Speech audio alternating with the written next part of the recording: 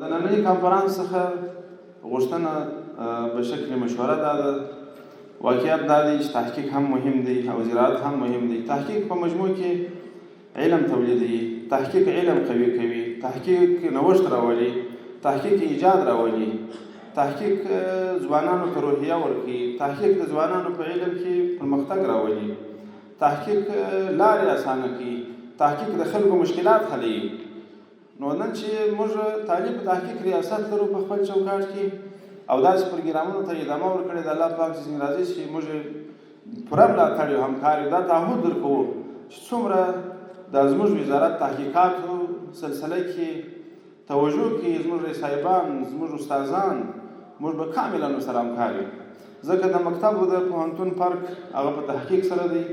نو تحقیق متعلق چې کوم ضرورتونه یې انشاءالله موږ به په کامل توان سره کوشش کوو چې هغه ضرورتونه د قدرمنو اساتذو د قدرمنو رئیسانو د ورپوره کړو.